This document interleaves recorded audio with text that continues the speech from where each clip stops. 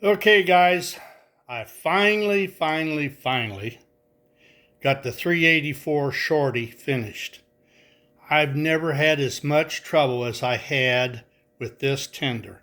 I stripped it and painted it 6 times before the paint would lie like it should and not bubble up. I have no idea what the problem was. It's the same paint I've always used and the same primer, and you'd spray it on and you get little pimples on it, and those pimples would spread. The worst case of acne I ever saw. I can guarantee you this. By the time I got to the 4th or the 5th time with this thing, I was looking for some watchtower in Texas to crawl up on because I was getting in a bad state of mind.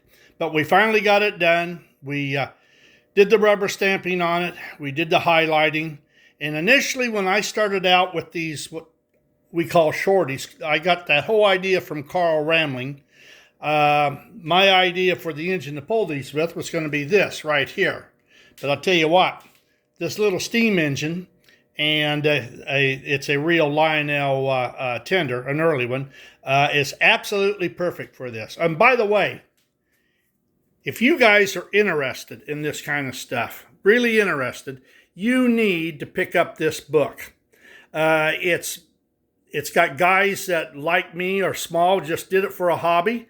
And you got guys that made a small business out of it. And of course, they also feature Mike Wolf of Mike's Train House, because Mike started working out of the garage with Williams, spray painting this stuff. And he was probably the only one that ever made any real money at it. But if you want a book on kit bashing and all kinds of really neat stuff and some fantastic pieces of work, you need to pick this book up. It's worth every penny that you pay for it and every ton that it weighs, because it is one big book. You just don't sit there and hold it up and read it.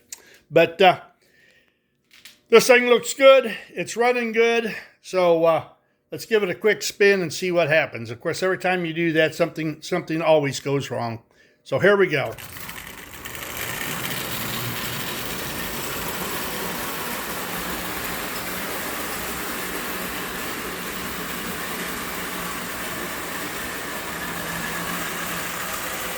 I'm well pleased with it. Finally.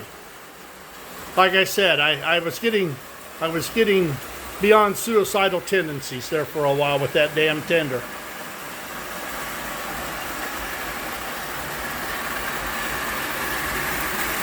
Whoever made this shorty, one of the reasons I bought that locomotive was to tear it apart to see if I could emulate what the guy did. I'm not that type of a craftsman, I can tell you that. I have no idea how he put an O-gauge motor into a Build-A-Motor frame and mounted it up and uses one pinion to drive those cast iron wheels, just like the 42. But there we go. I'll show you the tender just a second. That is, if I can get it unhooked. Yes. There we go. There we go. This turned out pretty good. I did a better job on the other side of rubber stamping.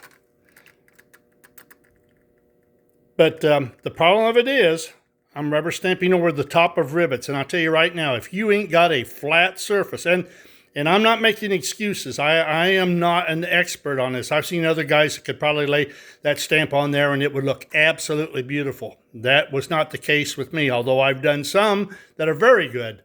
Right there, I did that. It is the way I would like it. But anyhow, we got that all rubber stamped. We got it highlighted, and on the very underneath side, they keep that on with Tinian's nuts. I don't know about you, but that sounds painful. But that really holds. It's just a clip. And one of the guys that watched one of these videos said that the easiest way to get them on and off is to use a pair of pliers and bow them, bend them down, and because they're spring loaded. Sure enough, they slip on. You let go of that, it don't come off. So that is where we're at we're done with this for a while. I'll get back on the goose a little bit later on, but I'm well pleased with it. I like the black and red color combination. And here again, though, let me stress, you want to find out about this stuff? Fork over the cash, come out of purgatory, and buy this book. It is well worth it. All right, guys, have a good week. Toodaloo.